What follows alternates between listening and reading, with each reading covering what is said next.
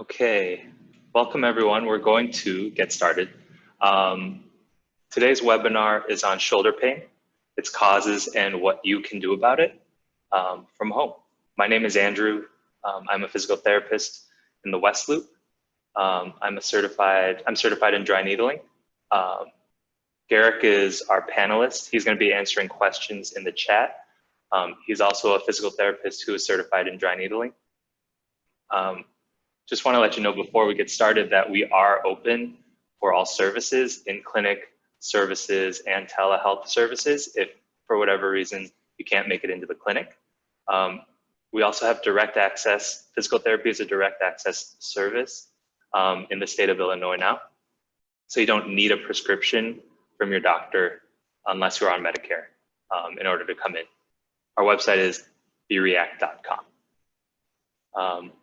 If you have questions throughout the webinar today, use the chat function, and Garrick will be answering questions throughout, and he'll also chime in if there's something that's relevant to the group.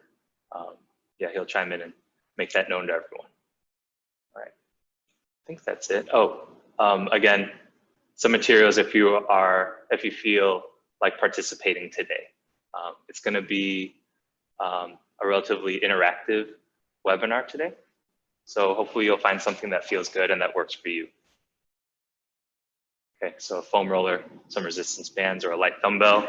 You know, I've got a 4-pounder here, might be a little heavy for what we're doing.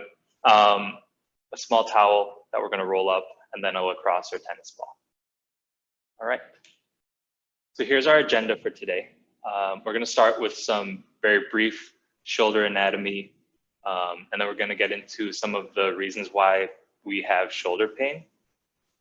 After that, we're going to look at the third and fourth bullet points kind of together. So if you have pain, what does it lead to? You know, like in our shoulder, and then how we can address those negative changes in our shoulder. And then at the end, we'll talk about posture, which is a big deal when we're talking about shoulder pain.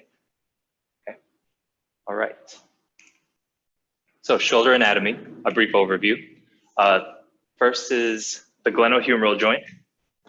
The glenohumeral joint is the main joint of the shoulder. It's one of two joints. The other one is this one here. But this is your classic ball and socket, right? You got your socket and your ball. The ball is the humerus, right? That upper arm bone. And the socket is the glenoid, right? It's called the glenoid. That's why it's glenohumeral joint. Okay, so that's the main one we're going to be concerned with. Next is the rotator cuff muscles. There are 4 rotator cuff muscles. On the left here, you have the view from the front of the shoulder. If you were to look directly to your shoulder blade, you'll see there's a big muscle in the front. And then if you look from the back here, you've got 3 other muscles, and their main function is to stabilize the shoulder joint, the glenohumeral joint. Next is the labrum. This is on that socket. Okay, so we have the ball in the socket. The labrum is like a cup that sits in the socket here, and it deepens it so that you have better congruence between the head and the socket, the ball and the socket. And then fun fact, your biceps, one of the heads of the biceps actually connects into the labrum. So those injuries are often intertwined. And then we have the joint capsule. So the joint capsule is made up of the ligaments of the shoulder. There's also a fluid-filled sac within there that helps with lubrication of the joint, helping it to move more freely. And that joint capsule will be something that we talk about later as something that can tighten up in a certain way when we have pain. All right. And then there are many other muscles of the shoulder, and they all play their part. So we're going to be mainly focusing today on the rotator cuff muscles and some of these muscles in the back. But you can see we have all kinds of muscles that connect and cross over the shoulder joint. Okay, so again, if you have questions, you can put them in the chat and Garrick will answer them. All right. So next, causes of pain. All right. So we're going to go through a quick list of different ways that we might injure our shoulders. So traumatic injury is a relatively obvious one, right? If you just straight up fall on your shoulder, it's going to get all messed up in there, in that shoulder joint. So you have a direct fall into the tip of the shoulder. There's a foosh, which is fall on outstretched hand. So the force will be distributed through the arm and then affect the shoulder. And then this one over here in the lower right is similar to falling on it when you just have a direct blow to the shoulder, right? And that can lead to sprains of ligaments, strains of muscles and tendons, and tearing of muscles and tendons, as well as other things. Acute injuries. So acute injuries, that means there's a specific, it's usually a sharp specific pain from a specific activity. So if you have a throwing injury, as soon as you throw the ball, you realize, oh, I hurt something, right? That's an acute injury. And then other high force injuries, it could be like for example, hurt my shoulder when climbing, doing some rock climbing. So there are many ways to, of course, injure your shoulder. And then many of us may have experienced where you just kind of move the wrong way and, feel a tweak in your shoulder. Okay, so that's also considered an acute injury of the shoulder. Next is wear and tear, also a common one. Just over time, our shoulders sort of wear down and can lead to arthritis. Arthritis is where there are a couple different forms, but the main one is where the cartilage wears away, and so you don't have as much cushioning in the joint here. So you have sort of like a bone-on-bone type deal, close to that. And then also wear and tear over time can lead to a rotator cuff injury. So there's this statistic, right? 30 to 50% of people over 60 years old actually have a rotator cuff injury, but many of them have no pain. It's just kind of worn down over time. So it increases, I believe, 10% every 10 years, every decade. So in people greater than or equal to 80 years old, you're looking at around an 80% rate of rotator cuff injury. Okay, but it's not always a big deal. Okay, and then poor posture can also lead to pain in the shoulder. If you're in this poor posture, it can affect the alignment and how everything is going to move in your shoulder. All right, and we'll talk more extensively about that at the end. All right, so we're going to be sort of bouncing between what pain leads to and then what we can do to address that. So pain can lead to a tight posterior capsule. So that joint capsule, again, the back of your shoulder, it can get tight when we have pain. Okay? If it gets tight, the structures in the shoulder are all pushed forward, and then the ball of the joint isn't going to roll in the socket properly. So you can see in the picture to the right, if you have a tight capsule, that bone, the bones are it's gonna kind of like hit upward, and any structures that run between those two bones are gonna get pinched, and that's oftentimes where pain can come. So in a normal capsule, your joint is able to move freely without any kind of pinching or impingement. So we want to address if we have a tight posterior capsule. Some indications that you might have a tight posterior capsule is if you just generally feel tight in the back of the shoulder. And also a possible indication is if you can't reach up your back as far as maybe the other side, or if it hurts to do that. Okay, so you can go ahead and try that on yourselves. You might, realize that the posterior capsule is tight. And also, if you're not sure, that's something that we check in the clinic as well. It's easier to check on someone else than it is on yourself. So how to address it? A cross-body stretch. Okay, so I'm going to demonstrate here. I mean, it's there, but the main thing is that you don't just want to go ahead and like pull like that. You want to make sure that you're pulling your shoulder blade down and back before you do the stretch, okay? Before you go across your body. And you shouldn't feel any pain in the front. You want it to target the back of the shoulder here. Okay?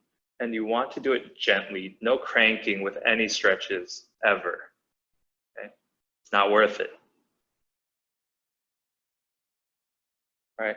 And with any stretch, you want to hold that for 30 seconds.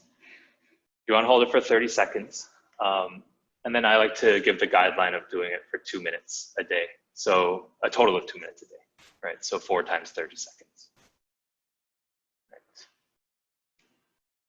Next. So pain, another thing that it leads to is rotator cuff weakness. So when we have pain, some of our muscles can kind of like tighten up or like relatively shut down, like not work as well. And you might have rotator cuff weakness as a result. It can also be a cause of some of the pain. But either way, we want to address it. Okay. Again, the rotator cuff is important for stability in that shoulder joint. If the rotator cuff is weak, in this case, the supraspinatus is weak or injured, right? This lower left one is an injured supraspinatus. Then the shoulder isn't going to move properly, and you're going to get that pinching pain, pinching sensation. Okay, so on the right is a properly moving supraspinatus, and on the left is an improperly moving supraspinatus muscle. Okay. So how are we going to address that? We're going to use the classic side-lying external rotation, right? In side-lying, it's easier to not hike up our shoulder, right? It's easier to not do this motion. Okay, so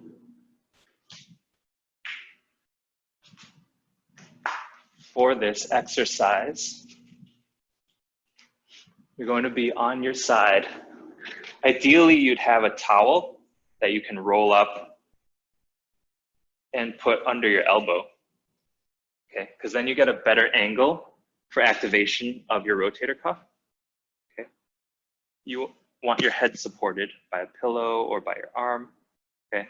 And you want your shoulder blades down and back. And then you want a smooth, controlled motion going up and down, okay? Make sure that your shoulders are away from your ears, okay? And pulled back towards your spine.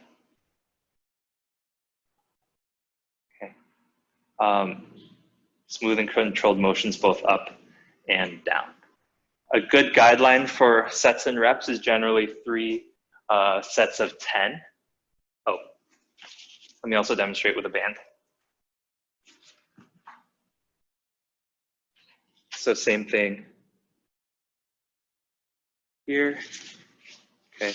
And if all you have is a band, you don't have any weights, you can do the same thing, right? Put this stabilizing arm out here, stationary arm here, and then rotate.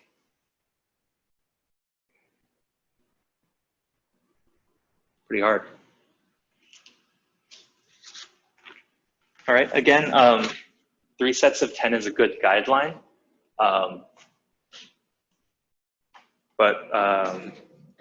If you were to rate how difficult an exercise is from 0 to 10, I like to tell people to try to keep it around a 5 or a 6 out of 10 for how difficult something is.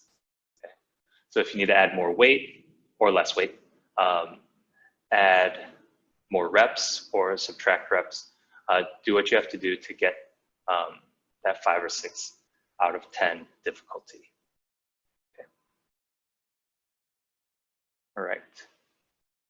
Next, pain can lead to biceps tendon tenderness.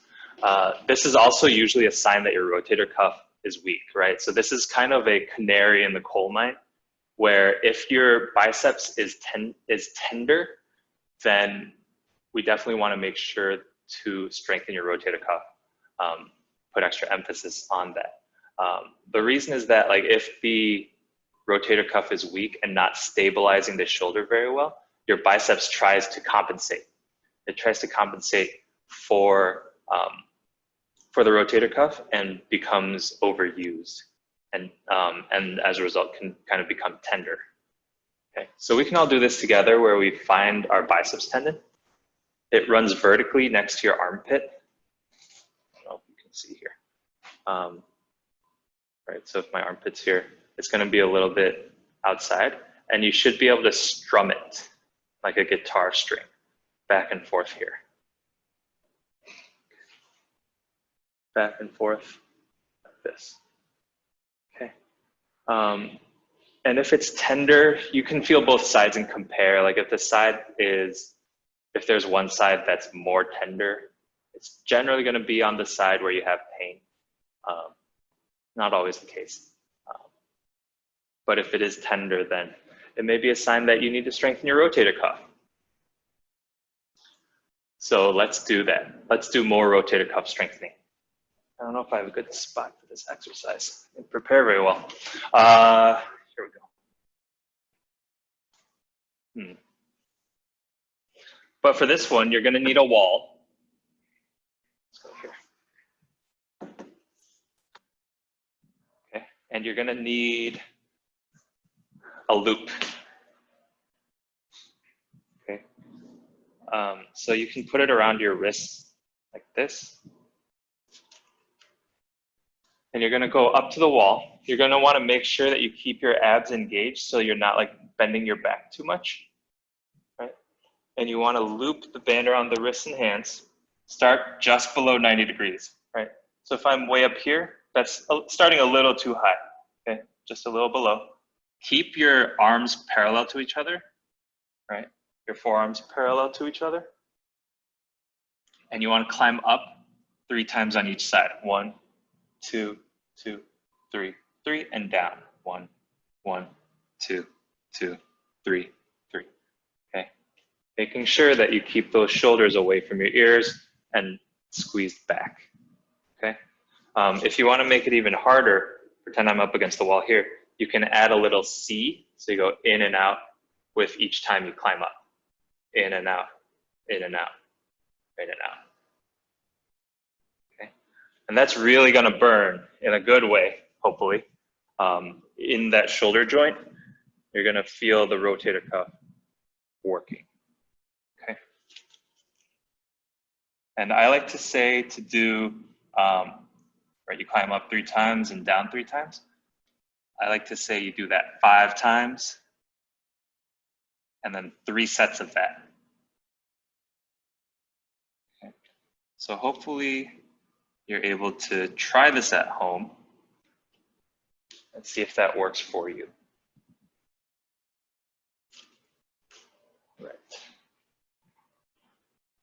So that's another rotator cuff strengthening exercise that I really like. Right. Next, pain can lead to muscle tightness. So generally, right, I keep saying, keep your shoulders away from your ears. Right, one of the muscles that helps bring it up, and that you may notice you like, if you're stressed or if you're, if you have pain and you try to do something, that shoulder automatically pops up, right? One of those muscles that is responsible for that is your upper trapezius or your upper trap. Okay, and so we're going to try to loosen that up. Okay, so release and stretch. So if you're a React client, you may be familiar with the lacrosse ball. So you can use the lacrosse ball to release that muscle, that upper trap. For this, you're going to need a wall, or I guess I'm going to use this desk here because there's not really a good corner. We're going to place the ball in that tight spot. It's not like directly on top. It's like a little behind the midline. Okay, but basically you can just like feel around and be like, oh, it's tight there, and then place the ball there. Okay.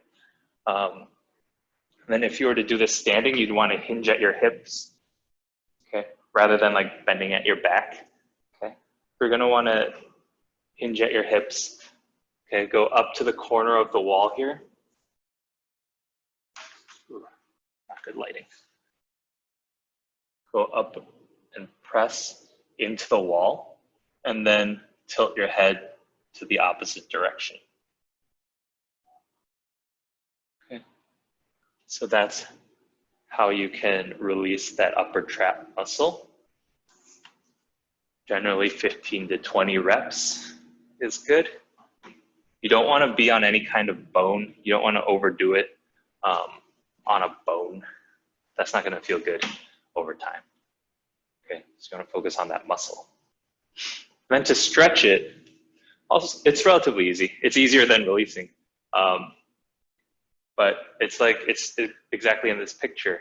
She's actually holding on to the chair to try to keep that shoulder blade anchored down. Okay, and then you grab with the opposite hand and gently stretch to the opposite direction. Okay, so I'm stretching, I'm tilting my head to the right in order to stretch the left side. And it's the same thing. You want it to be gentle, and you want to hold this for 30 seconds, total of 2 minutes a day.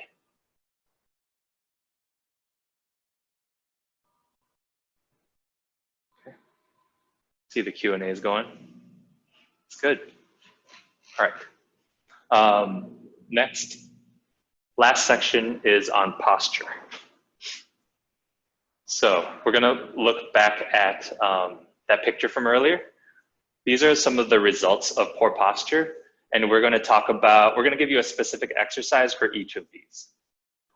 But you'll notice that the first one is a tight upper back and spine, right? If we're hunched forward like this, right, your spine is just going to kind of stiffen up in this position. You may see people walking around, or maybe you're one of these people who, you know, has this kind of, this posture where, and you have this tightness in your back, that's just kind of like hard to address, okay? And that's just like over time, we tend to kind of like roll forward, and especially with technology these days, everything tends to be sort of in this forward rolled position.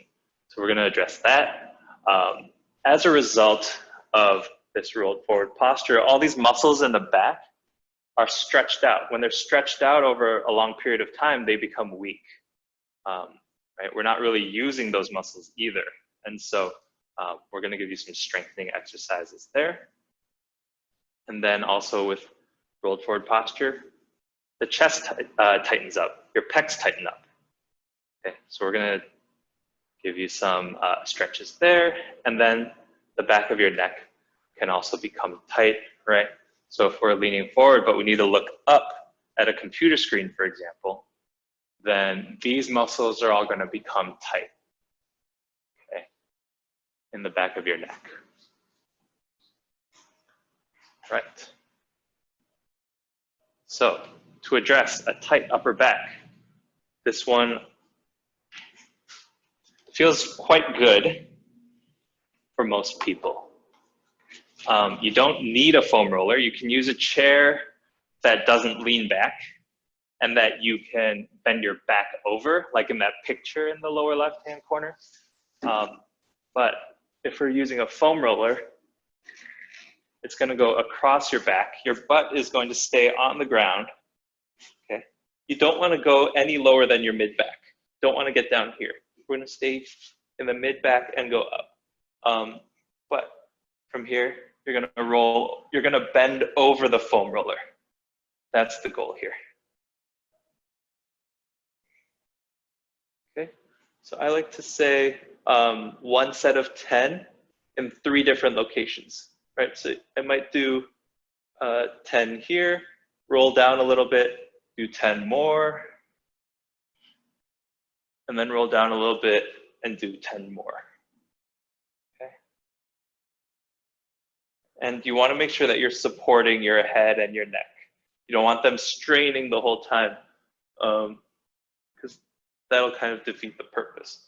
Trying to make sure that you're relaxed in your head and neck.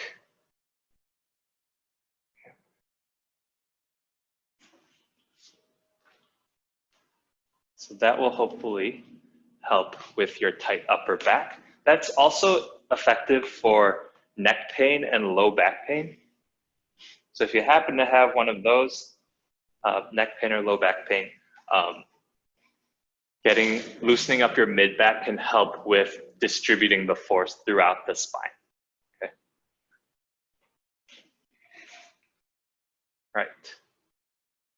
Next, addressing your weak back muscles. So we've got band pull aparts. Okay. With this, you want your palms up and your shoulders or your elbows slightly bent. Okay. That's going to really reduce some of the pressure, some of the force that goes through them. I like to do them in standing, but if you need to, you can do it in sitting. But you want your shoulder blades always down and slightly back. Okay. Elbows slightly bent, and then pulling apart, squeezing your shoulder blades together. Okay. The band goes to your chest. Okay. If you only have dumbbells, you can like lie face down and go against gravity backwards. That's one way you can do that. Okay.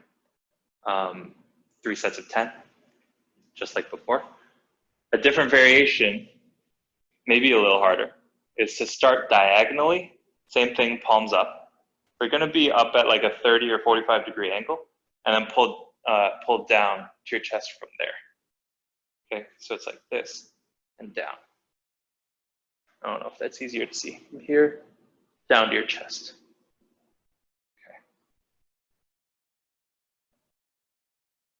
Okay. Okay. Always abs tight, always shoulders down and back. Okay. Again, the abs we want them tight so that you're not curving your back too much. Okay. The abs will prevent some of that curvature. So that's how we're going to strengthen our back. And then addressing a tight pec or a tight chest. Okay. So there are multiple ways to stretch your pecs. What's important though is that you find one that works for you. They shouldn't be painful. They shouldn't give you pain in the front of your shoulder, right? It should be, when you feel a stretch, it should be more in the chest area, okay, in this big muscle in the front. Okay. So we're gonna go over a few of them. One is to just like place your hand against a wall, okay, and turn away. Same thing, try to keep that shoulder down. If you feel it all throughout your arm, then you want to bend your elbow a little more. Okay, that might help. And you want to feel it in the chest here. Okay. One of my favorites, definitely my girlfriend's favorite, is a pec stretch where you lie on your back, like the guy in the lower right-hand corner. Okay. And I like to start with my arms lower and then bring them up until I feel the point at which I feel a stretch in my chest. Okay. But what you can also do if you're on a foam roller is the edge of the foam roller here, you can sort of like get it into the back of the muscles in the back of your neck, right up near the skull, and kind of work through some of that while you're stretching your pec. Okay, a little bonus.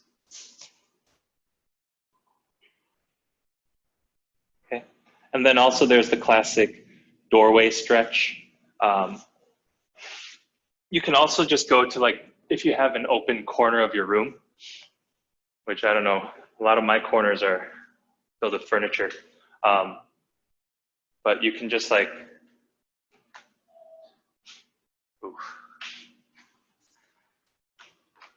you can just go to the door or the corner and step through it like this. Okay, or a corner, and same thing, just gently step into it until you feel a light stretch across your chest. Okay. So all that is going to help with your posture.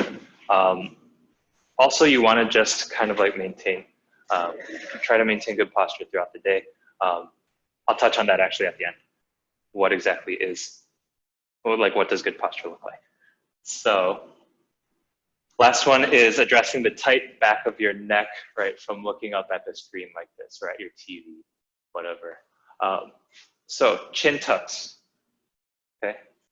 So like this man is doing, demonstrating so well, is we want to not look up, we don't want to look down, we want to more like double chin, okay? Double chin backwards. You want to feel some of the muscles in the front of the neck working, okay? Often what happens is some of these other muscles that are supposed to help with moving the neck, if the deep ones are weak, then the muscles that are supposed to help us move try to stabilize and they tighten up, and we feel tightness all throughout our necks. So it's important to strengthen those deep stabilizing muscles with chin tucks. So at first you may need some help by using your fingers, but over time you should be able to do that on your own. Okay. And then throughout the day you want to maintain this chin tucked posture. Okay.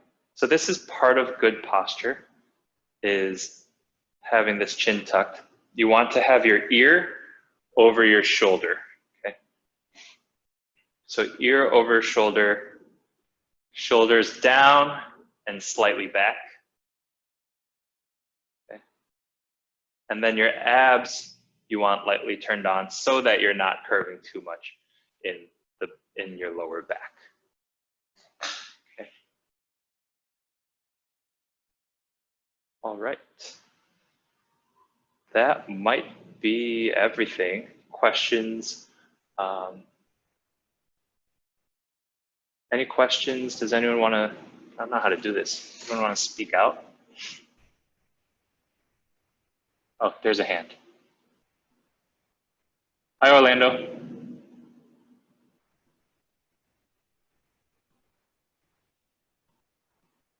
Orlando, how do I unmute you?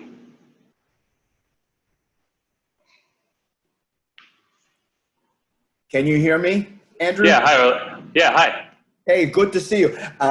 Thank you very much. This was very helpful to me. It showed me several different things I didn't know, so I appreciate it. And I've been trying to get an appointment with you. Perhaps Derek can work on me too, if you guys can discuss that. But I will talk with you soon. Thank you very much. All right. Thanks, Orlando. Yep.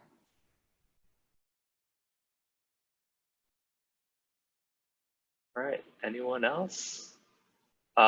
Quick plug, if there's no one else. Oh, Ginny. All right, Ginny, you can unmute, it looks like. Hi. I've been to the West Loop location for other things, but really since the virus lockdown, I've had tremendous pain in my bicep and in my shoulder, especially when I'm sleeping. I unfortunately missed the first part. And what I'm wondering is, does it mean I have a rotator cuff problem, or does the pain, should I try these exercises to really help with the pain? Because anything I read says, oh, a telltale symbol is when you're sleeping and it hurts, and it does for a while. Yeah, so generally when you have pain in your bicep, it may mean that there's something going on in your rotator cuff. This is a general presentation, so obviously we can't know exactly what's going on without getting our hands on you. Yeah. So I mean, we do free screens if that's something that you're interested in, or you can just come in straight up for an evaluation and we can check you out. We can give you a diagnosis, whether you do a free screen or whether you do a full-on evaluation. Okay. Did that answer your question, Ginny? It did. Okay. And are you going to have these out? I see it's being recorded. Yeah, my understanding is that the recordings are sent out and the slides are also sent out via email. Okay, Or thanks. at least the slides are sent out, and then they have the recordings posted on the website. Great. Yeah, so I could look and see how to do the exercises. Thank you. Yeah, for sure. Thank you. All right. Anyone else? Okay. So as you can see, well, actually, that was kind of a good segue into this quick plug for React Physical Therapy. That's us. We have 6 locations throughout the Chicagoland area. Again, we do free injury screens. They're about 15 to 20 minutes long, completely free. We will check you out, try to get your diagnosis in that short amount of time, and maybe give you an exercise or two that you can try out between the time that you get the screen and eventually maybe do an initial evaluation. With a course of physical therapy treatment, we would give you guidance to help you manage your symptoms, and then a specific personal exercise program tailored to what you need. Also, West Loop has free water, so that's cool. And I don't know about the other clinics. But yeah. I think that's it. My slideshow is not going any farther. So thank you all so much for tuning in. We appreciate you. Stay safe. Have a great rest of your day and the rest of 2020. And maybe we'll see you soon.